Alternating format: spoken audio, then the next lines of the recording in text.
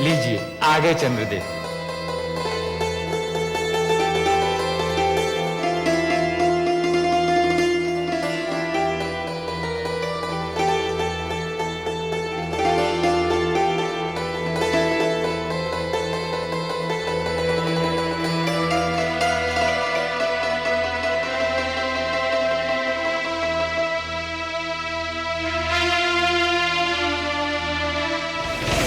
हे ब्रह्मा, मेरी समझ में नहीं आ रहा क्या कारण समय को नष्ट किया जा रहा है। जिन दानवर देवताओं को आमंत्रित किया था वे सब तो आ चुके हैं, अब देर किस बात की? स्वयंवर आरंभ कीजिए। हे अतिथिगण, आज सृष्टि में एक नई प्रथा की नींव डाली जाने वाली है, जिसका नाम स्वयंवर है।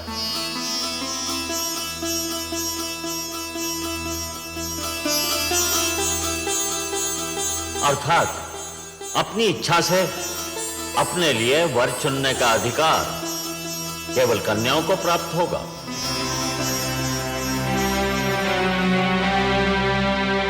सागर पुत्री के हाथों में जो पुष्पमाला है, इसे ये उसी के गले में डालेंगी जिसको ये अपने योग्य समझेंगी, जो इनका मनभावन होगा।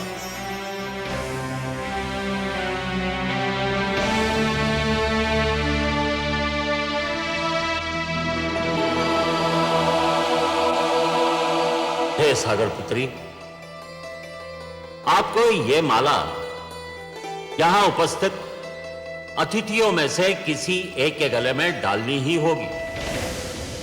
और हे अतिथिगण, आप भी जान ले, सागर पुत्री के चुनाव को कोई चुनौती नहीं दे सकता।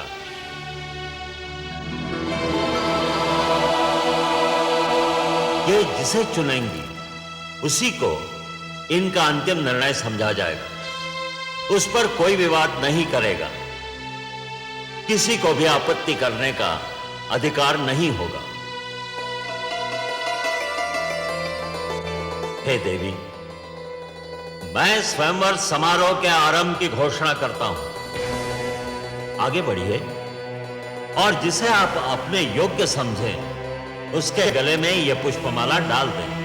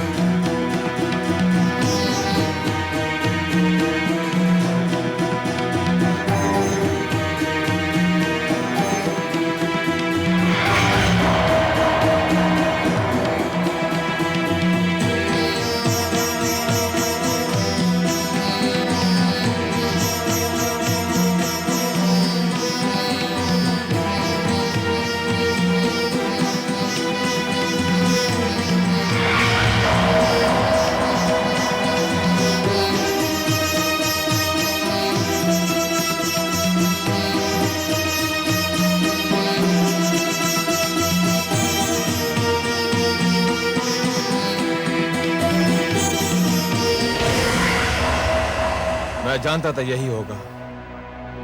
अब तो और कोई शेष नहीं रह गया है। सुंदरी, डाल दो ये पुष्पमाला मेरे गले में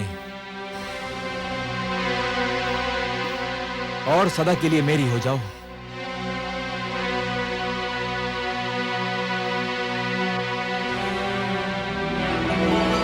सुंदरी, इतना विलंब क्यों?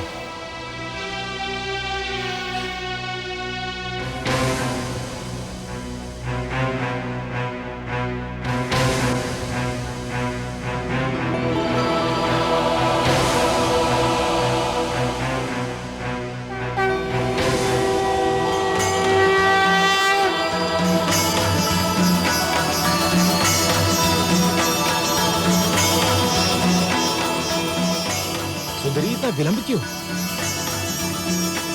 प्रिय,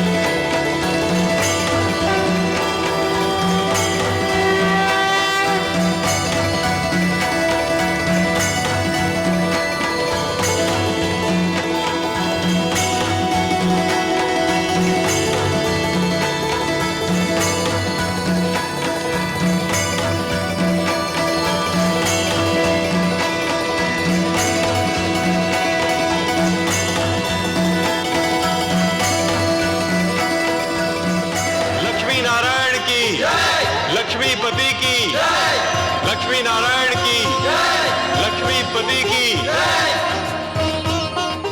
स्वागत है सर्वेश्वर। स्वागत है माता। आइए।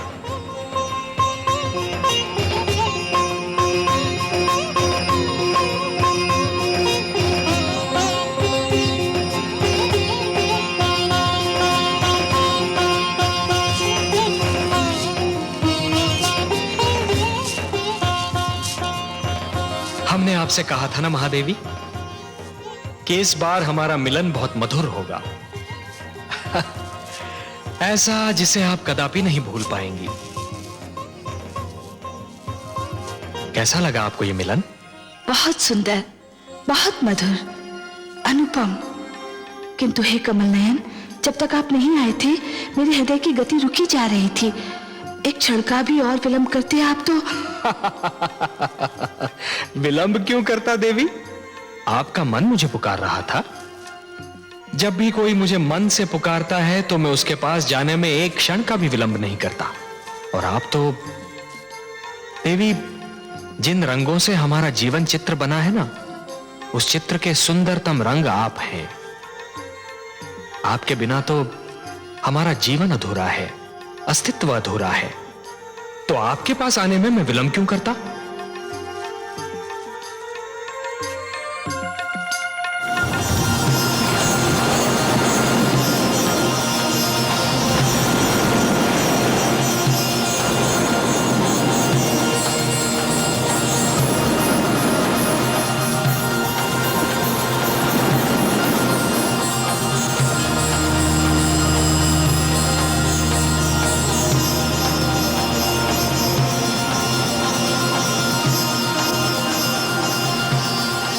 चित्ररथ वो देखो।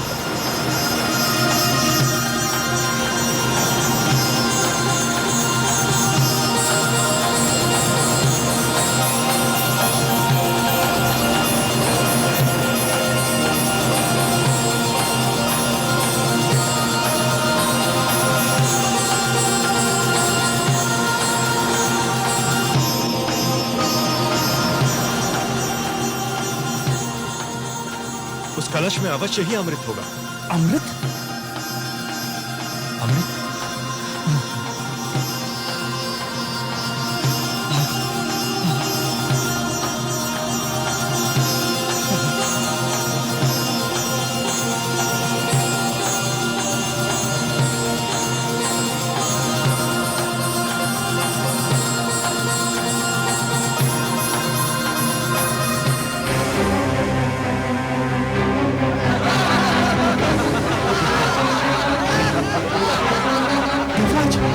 दोनों में से एक है।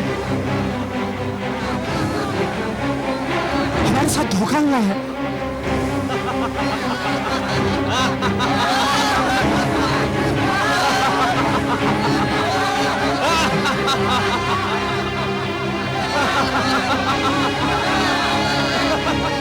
देवराज, दानव तो अमृत लेकर भाग गए। अब तो संजीवनी मंत्र उनके गुरु के पास है और अमृत उनके हाथों में। ये तो सर्वनाश हो गया देवराज। हमारे साथ भयंकर छल हुआ है। अब क्या होगा?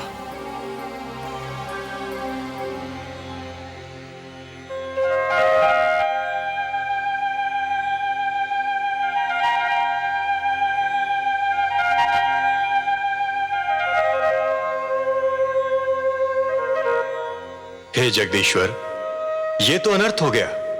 दानव अमृत कलश लेकर भाग गए। संजीवनी और अमृत दोनों की शक्ति पाकर तो वे समस्त सृष्टि का सर्वनाश कर डालेंगे। असंभव। यह असंभव है देवराज। यदि संसार पर दानव संस्कृति का राज हो गया तो सृष्टि की रचना का सारा उद्देश्य ही समाप्त हो जाएगा। सृष्टि की रचना तो सुंदर विचारों के पनपने के लिए, शांति की सुगंध फैलाने के लिए और मानव को उन्नति के शिखर तक पहुंचाने के लिए की गई है। नहीं देवेंद्र, नहीं। धरती पर दानवी विचारों के लिए कोई स्थान नहीं है।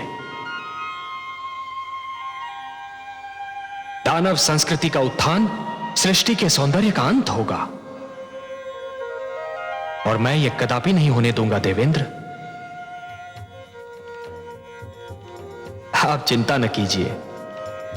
अमृत पर केवल देवताओं का अधिकार है और अमृत कलश को आप तक पहुंचाना मेरा उत्तरदायित्व। हे त्रिलोकीनाथ, आप चाहें तो क्या नहीं कर सकते। यह आशा लेकर ही तो हम आपके चरणों में उपस्थित हुए हैं।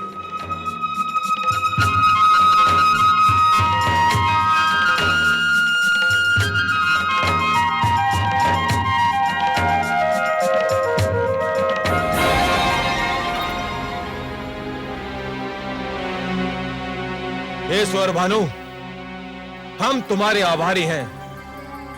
आज तुम्हारे कारण देवताओं को ज्ञात हो गया कि यदि हम दानव छल पर उतर आए तो देवता हमारे आगे ठहर नहीं सकते। छल विद्या में हम दानव देवताओं से कहीं आगे हैं।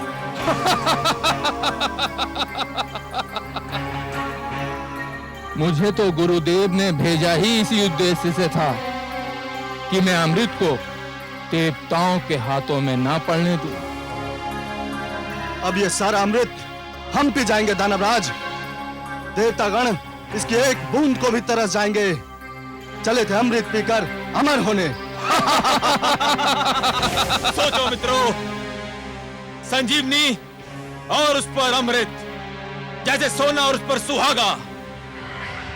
अब हम तीनों लोगों पर छा जाएंगे।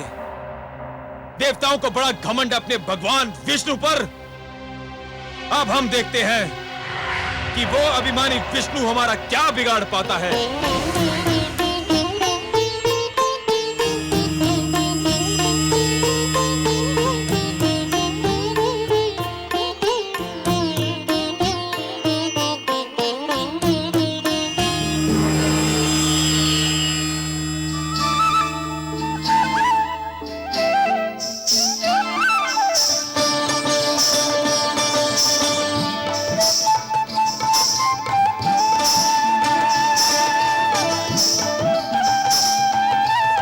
कलश स्वर भानु और अमृत का वितरण आरंभ करो।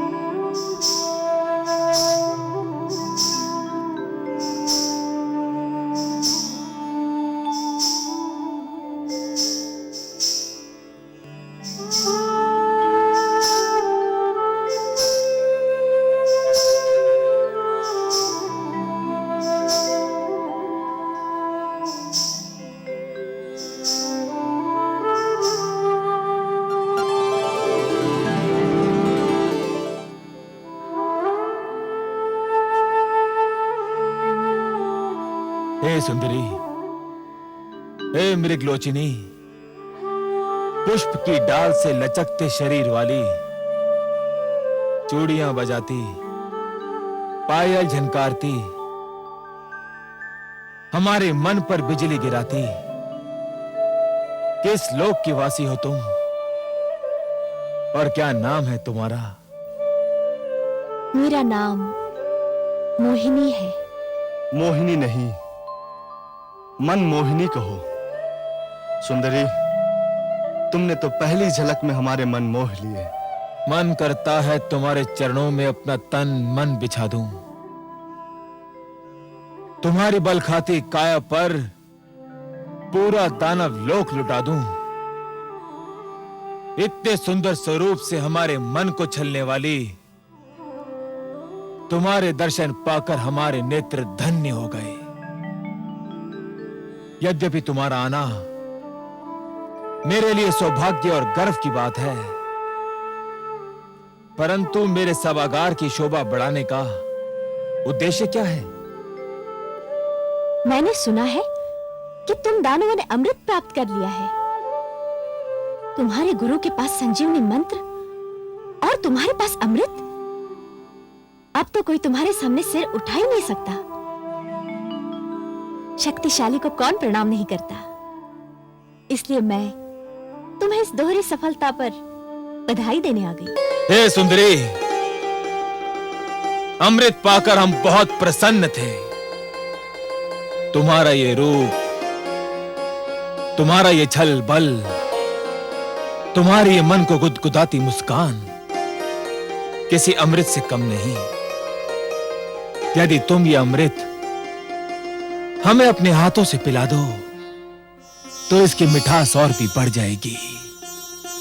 तुम्हारे स्पर्श की मिठास अमृत में घुल जाएगी तो इसका स्वाद और भी बढ़ जाएगा। मैं आपकी आज्ञा कैसे टाल सकती हूँ दानवराज? परंतु क्या? हे दानवराज, जिस प्रकार धूप बिना छांव के महकता नहीं होती, दिन बिना रात्रि सुहानी नहीं लगती, उसी प्रकार आपकी सभा भी देवताओं बिना सूनी लग रही है। देवताओं बिना? भूल गए? सागर मंथन में वो आपके सहयोगी थे। परंतु वे हमारे शत्रु हैं, हम उनको क्यों बुलाएं? हे दानवराज, आप उन्हें इसलिए बुलाएं कि वे छोटे, आप महान हैं। वे अन्यायी हैं, आप न्यायप्रिय हैं। वे छलिए हैं, पर आप निश्चल हैं। न्याय कहता है कि इस अमृत पर उनका भी अधिकार है। निश्चलता कहती है कि आधा अमृत आप पिए और आधा वे। महानता कहती है कि छोटों को भुला देना भी छोटापन है।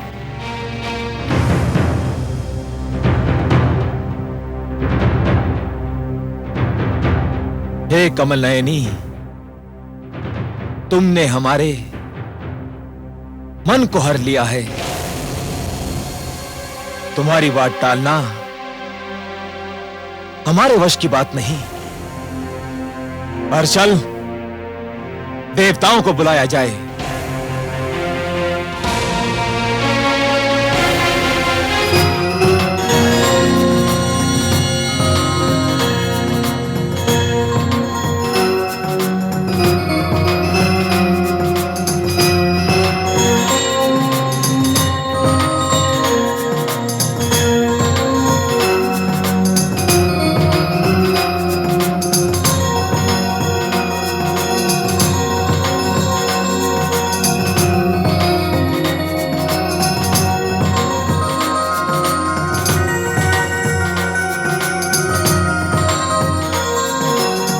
हे सुंदरी,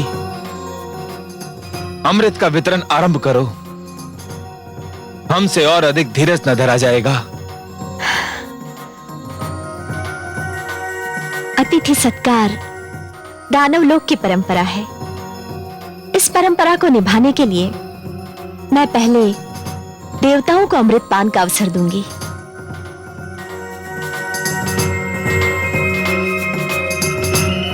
जैसी तुम्हारी इच्छा।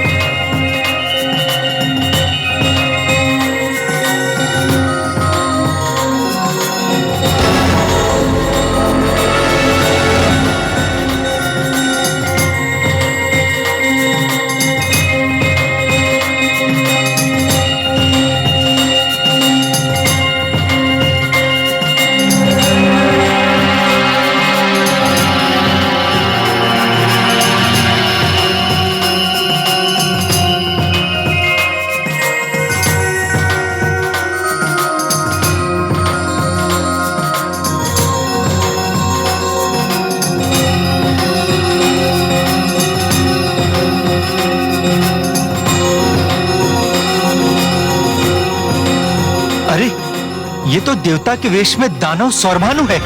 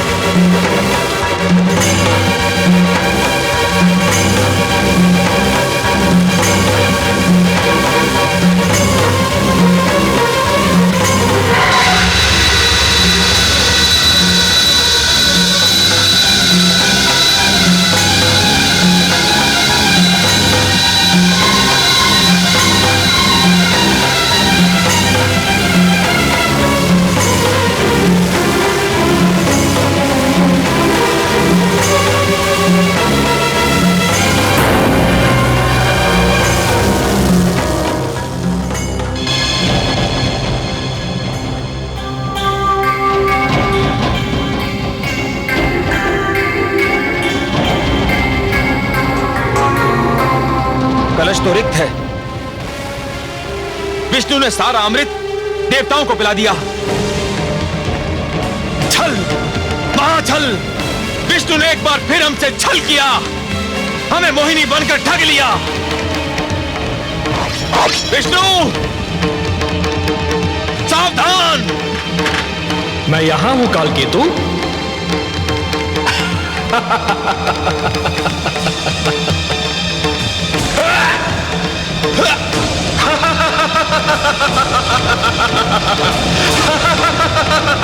सावधान दानवराज, अब कुछ नहीं हो सकता। स्मरण है, हम अमृतपान कर चुके हैं। अमृतपान, हम सभी अमर हैं। अब तुम्हारे शस्त्र और तुम्हारी सेना हमारा कुछ नहीं बिगाड़ सकते, कुछ भी नहीं बिगाड़ सकते कालकेतु।